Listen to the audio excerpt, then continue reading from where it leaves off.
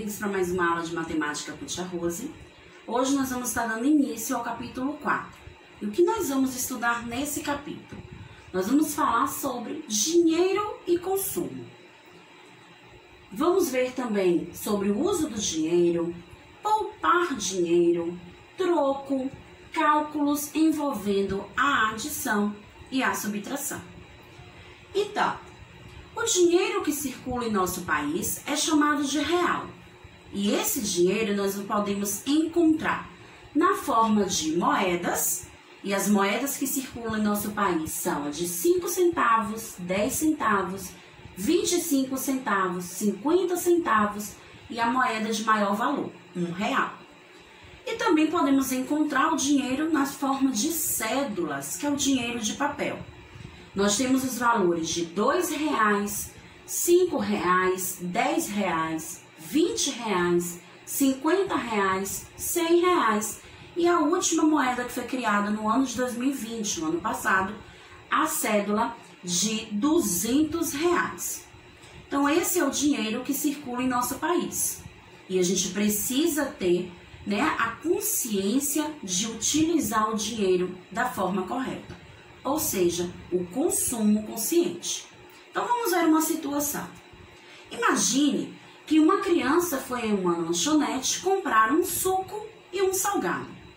O suco que essa criança pediu custou R$3 e o salgado R$5.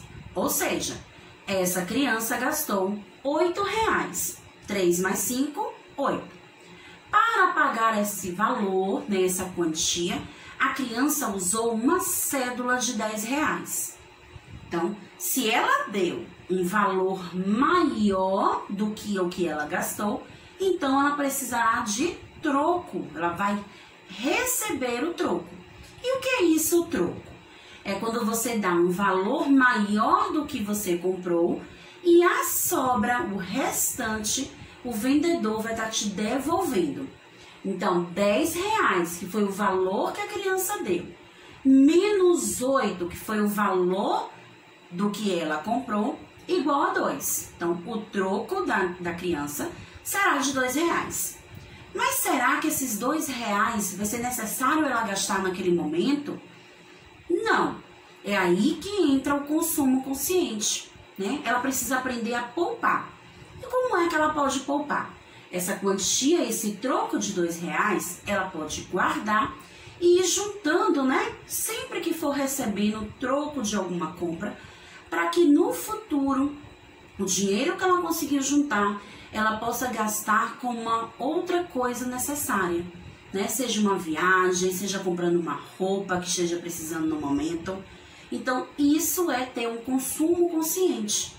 Isso é aprender a poupar o dinheiro que a gente ganha. Nem sempre a gente precisa estar gastando todo o dinheiro que a gente tem.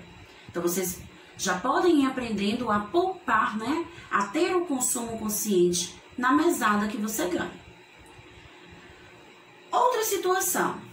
Quando a gente está no dia a dia, a gente precisa estar comprando, para suprir as nossas necessidades.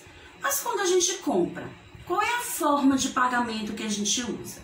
Então, a gente pode usar uma das principais formas de pagamento hoje, é à vista, usando o dinheiro em espécie, ou o cartão de crédito, ou o cartão de débito. E o que é isso? Qual é a diferença entre cartão de débito e cartão de crédito? O cartão de débito é aquele que a gente diz, compre já e pague já. Ou seja, quando você passa o cartão de débito, o dinheiro que está lá guardado na sua conta já vai estar pagando naquela hora exata a compra que você fez. Já o cartão de crédito é aquele cartão que a gente diz, compre já, pague depois.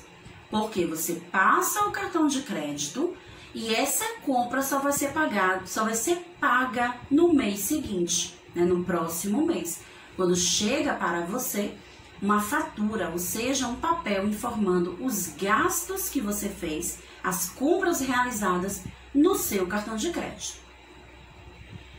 Agora que a gente já falou um pouco, sobre o uso do dinheiro, Vamos relembrar um pouco as nossas duas operações da aula de hoje, a adição e a subtração. A adição é aquela operação que nos dá a ideia de acrescentar, adicionar, juntar, somar. E quais são os termos que a gente usa para essa operação, quando a gente vai utilizar o algoritmo formal? Nós temos a operação 7.421 mais 3.362 e obtivemos o resultado 10.783. Para cada número que foi usado na operação, nós temos um nome. Primeiro número, chamamos de primeira parcela. O segundo número, segunda parcela. E a resposta dessa conta, nós damos o nome de soma ou de total. Então, se uma pergunta, um determinado problema, você encontra as palavras total, soma, ao todo, quantos são, você vai realizar uma conta de adição. Na subtração, nós temos 4.947 menos 1.326 e o resultado 3.621. Os nomes que a gente dá para a subtração são diferentes. Primeiro nome, o minuendo, que sempre é o número maior da subtração. O segundo termo, subtraindo, é aquele número que você vai retirar, aquela quantia que vai ser tirada do valor maior, que é o segundo número. E o resultado dessa operação, nós podemos chamar de resto ou diferença. Quando a gente encontra as palavras a diferença, quanto a mais o menino tem que a irmã, quanto a menos, essas palavras nos dão a ideia de subtração.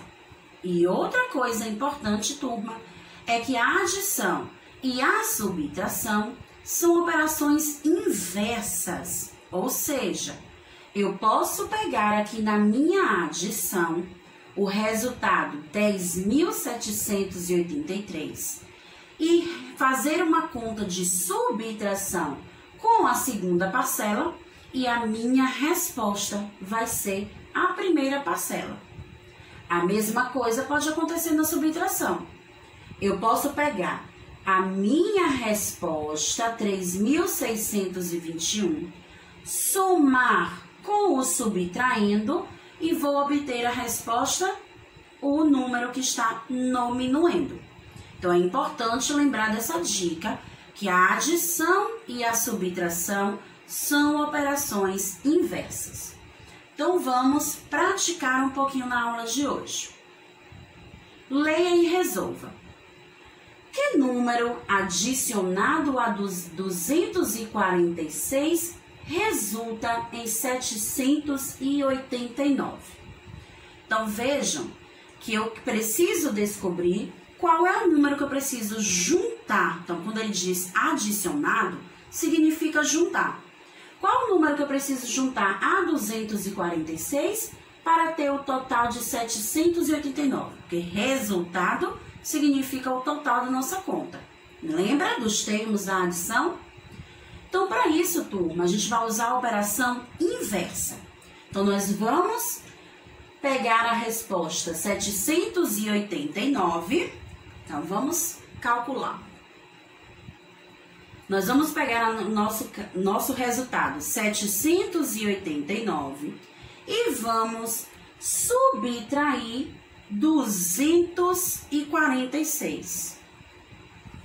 Então, operação inversa. Então, é isso que nós vamos fazer. 789 menos 246. Façam aí também na casa de vocês. Pausa o vídeo, resolve essa conta e vamos ver se foi isso que vocês encontraram. Então, ao subtrair esse resultado, nós vamos obter a resposta 543. Então, nós temos 9 menos 6, 3, 8 menos 4, 4. 7 menos 2, 5. Então, o número que a gente precisa adicionar a 243 é o 543. Próxima pergunta. Subtraindo 29 de que número é possível obter 76 como resto? Então, qual o número que a gente vai precisar, né, para obter o resultado 76? Lembrem-se, então eu estou subtraindo 29. Então, eu tenho que descobrir o minuendo. E sempre que a gente precisa descobrir o minuendo, que é o número maior da subtração, a gente utiliza a operação inversa. Se ali está dando dicas sobre subtração, quem é a operação inversa dela? É a adição. Então, nós vamos pegar o número 76 e vamos somar com o número 29. Então, mais uma vez, pausa o vídeo, faz esse cálculo e vamos ver se a sua resposta confere com a minha. Então, 76 mais 29, nós vamos ter o resultado 105. Vejam, eu vou somar 76 mais 29 e vamos ter 105. Por quê? 6 mais 9 são 15, então nós vamos deixar o 5 na unidade, o 1 vai para a dezena. 1 mais 7 são 8, 8 mais 2 são 10. Então, 105 é o minuendo da nossa operação. Então, se a gente for realizar 105 menos 29, nós vamos obter como resposta 76. Agora, vamos para uma outra conta, né? Um outro exercício que a gente precisa compreender envolvendo tanto a adição quanto a subtração. Complete o esquema com as operações que não mude o resultado. Então, a gente precisa, turma, descobrir qual o número correto que a gente vai completar, tanto a letra A quanto a letra B, para que o resultado não mude. Vejam que a resposta da conta aqui é 200 e aqui também é 200. Então, o resultado não pode mudar. A gente vai aplicar aqui, nessas duas contas, a propriedade da invariância. O que é isso, tia Rose? É quando, na minha soma, eu estou adicionando um número aqui ao primeiro, para descobrir o segundo, eu vou repetir esse mesmo número, só que eu vou fazer uma subtração. Então, o que é que nós temos aqui? 130 mais 70, a resposta foi 200. Para descobrir a próxima conta, onde o meu resultado também seja 200, o que é que foi feito? 130 mais 10, encontrei 140. Então, qual o número que a gente vai encontrar aqui para também dar 140, para que somado a 140 seja 200? Se aqui foi mais 10, eu vou fazer o contrário embaixo. Eu vou colocar menos 10. Então, isso é a propriedade da invariância. É você utilizar o mesmo número, só que com a operação inversa. Então, eu tenho 70 menos 10, eu vou formar um novo número, 60. Então, isso significa que uma outra conta que a gente vai ter o resultado 200 é o 140 mais 60. Ou seja, tem várias possibilidades da gente juntar números diferentes, mas que a resposta continue sendo 200. Próximo exemplo. 270 menos 70 igual a 200. Na primeira, no minuendo, ele retirou 10 e encontrou 260. Aí, como é uma conta de subtração, eu vou precisar analisar o meu caso. Será que eu vou fazer a operação inversa, somar com mais 10? Ou será que eu vou permanecer com a mesma operação? Então, temos também que analisar esses casos. Se eu juntar, trocar a operação e colocar mais 10, então 70 com mais 10, eu formo 80. Será que 80 com 260 eu encontro 200? Não. Então, a gente vai permanecer com menos 10, para que o resultado não mude. Então, por isso que a gente fez 70 menos 10, que foi repetindo, sobrou 60. Então, 260 menos 60, encontra o resultado 200. Então, é importante lembrar dessa regrinha. A propriedade da invariância, ela significa fazer a operação inversa. Mas nem em todos os casos a gente vai inverter. Vai ter casos de subtração, onde a gente permanece com o mesmo número e o mesmo sinal da operação. Então, turma, nossa aula de hoje, nós podemos falar um pouco sobre dinheiro, sobre o consumo consciente, o que é troco, os tipos de pagamentos que a gente pode estar utilizando no dia a dia na hora de realizar as compras, e também falamos um pouco sobre duas operações importantes, a adição e a subtração. Bye, bye, a gente se encontra na próxima aula.